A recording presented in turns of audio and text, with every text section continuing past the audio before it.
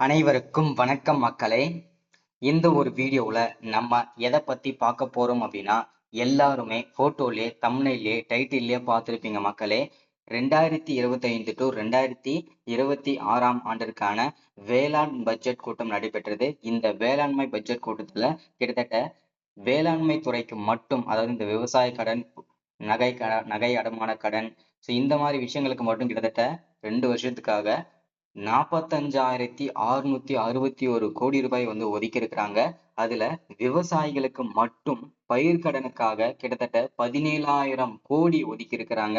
அதுல மீண்டும் விவசாயிகளுக்கு வந்து கொடுப்பதற்கும் 17,000 கோடி ஒதுக்கி இருக்கிறதா சொல்லியிருக்கிறாங்க. ஸோ இதை பத்தின முழுமையான தகவல், தெளிவான துல்லியமான விளக்கத்தை இந்த ஒரு வீடியோல நம்ம பார்த்து தெரிஞ்சுக்க போறோம். சரிங்களா? விவசாய கடன், ஓகேங்களா? இது வரைக்கும் 2024 2025ல நீங்க எவ்வளவு விவசாய கடன்கள், அதாவது கூட்டுறவு பேங்க்ல நீங்க வாங்கியிருந்தாலும் சரி, அந்த விவசாய கடன்கள் அனைத்தும் தள்ளுபடி செய்யப்படும். அது மட்டும் இல்லாம நீங்க குறிப்பிட்ட வங்கிகளில் வைத்திருக்கக்கூடிய 5 சவரனுக்குள்ள இருக்கக்கூடிய நகை அடமான கடன்கள் அனைத்தும் தள்ளுபடி செய்யப்படும். இது வந்து கிட்டத்தட்ட ரொம்ப ரொம்ப ஒரு மகிழ்ச்சிகரமான, கிட்டத்தட்ட இதற்கு வந்து கிட்டத்தட்ட ஒரு 16,000 கோடிக்கு மேல ஒதுக்கி இருக்கிறாங்க நகை அடமான கடனுக்காக மட்டும்.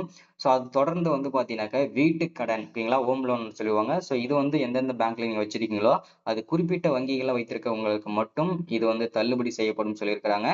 ஸோ இதை பத்தின முழுமையான தகவல்லாம் இந்த ஒரு வீடியோவில் நம்ம பார்த்து தெரிஞ்சுக்க போறோங்க. சரிங்களா?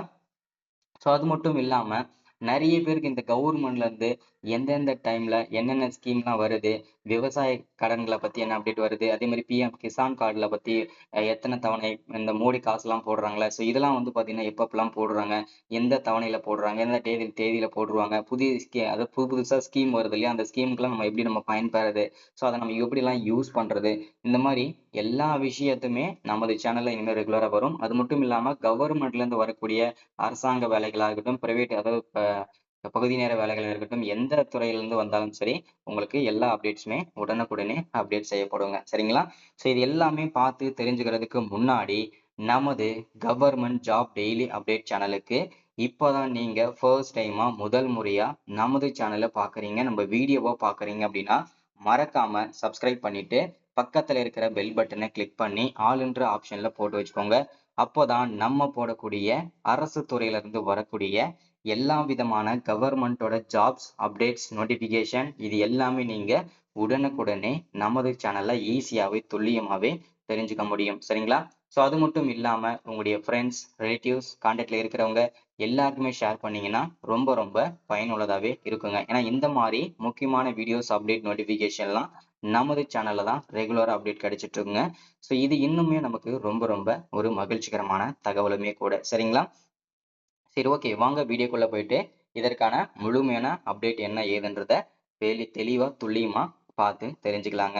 ஸோ இந்த 2025 டு 2026 ஆண்டிற்கான வேளாண் பட்ஜெட் கூட்டம் வந்து கூட்டியிருந்தாங்க. அதுல வந்து என்னென்ன வேளாண் பட்ஜெட் கூட்டத்துல என்னென்ன தீர்மானங்கள்லாம் போடப்பட்டிருக்கு அப்படின்றத தெளிவா பார்க்கலாம். கூட்டுறவு சங்கங்களுக்கு பயிர்க்கடன் தள்ளுபடிக்கு நிதி ஒதுக்கீடு செஞ்சிருக்கிறாங்க. தமிழ்நாடு அக்ரிகல்ச்சர் பட்ஜெட் அப்படின்னு சொல்லியிருக்கிறாங்க. தமிழ்நாடு வேளாண் நிதிநிலை அறிக்கையில் கூட்டுறவு பயிர்க்கடன் தள்ளுபடிக்கென ரூபாய் கிட்டத்தட்ட 1,477 கோடி ரூபாய் ஒதுக்கீடு செய்யப்பட்டுள்ளதாக அமைச்சர் M.R.K. பன்னீர்செல்வம் தெரிவித்துள்ளார். இது வந்து பாத்தீங்கன்னாக்க ரொம்ப ரொம்ப ஒரு மகிழ்ச்சிகரமான தகவல். சரிங்களா? தமிழ்நாடு அரசின் 2025-26 ஆண்டிற்கான வேளாண் பட்ஜெட்டை உழவர் நலத்துறை அமைச்சர் M.R.K. பன்னீர்செல்வம் இன்று காலை 9:30 மணி அளவில், அதாவது நேற்று வந்து தெரிவிச்சிருந்தாங்க. ஸோ இதுல வந்து பாத்தீங்கன்னாக்க 2025-26 ஆண்டில் பயிர்க்கடன் தள்ளுபடிக்கென 1,477 கோடி நிதி ஒதுக்கீடு செய்யப்பட்டுள்ளதாக தெரிவித்தார்.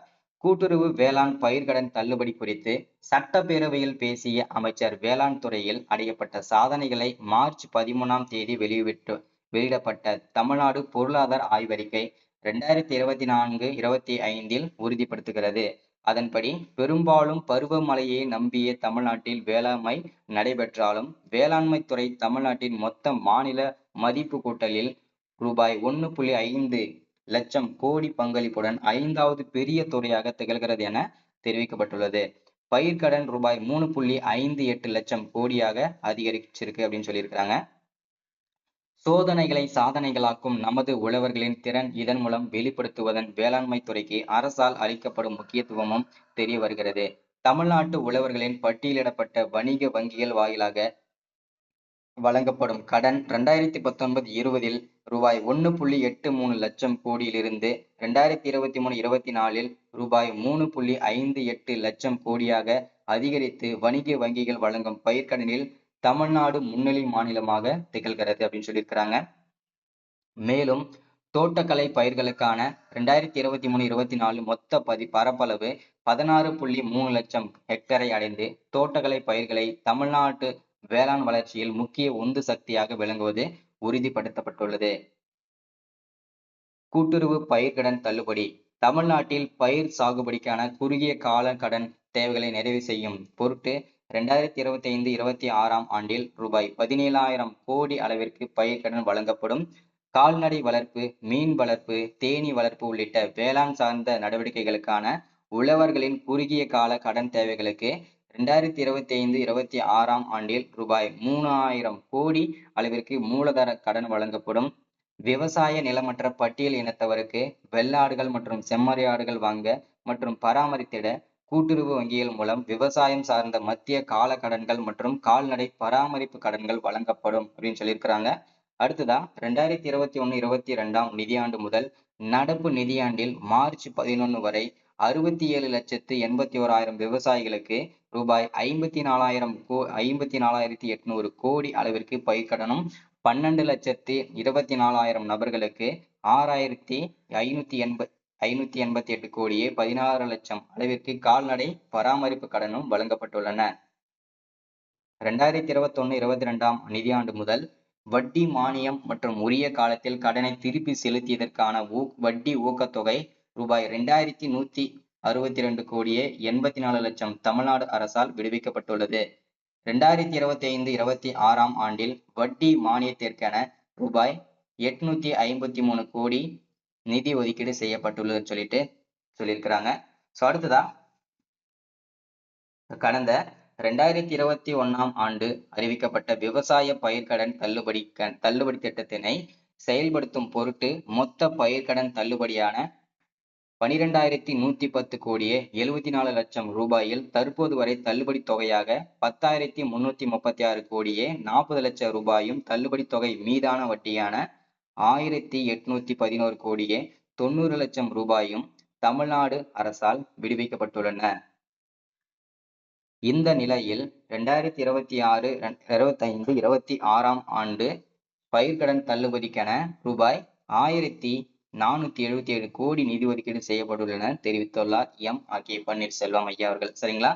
இது எல்லாமே பயன்படுத்திக்கோங்க ஸ்கீம். ஓகேங்களா? எனக்கான வீடியோ அப்டேட் இதுதான். மறக்காம ஷேர் பண்ணுங்க. தேங்க்யூ.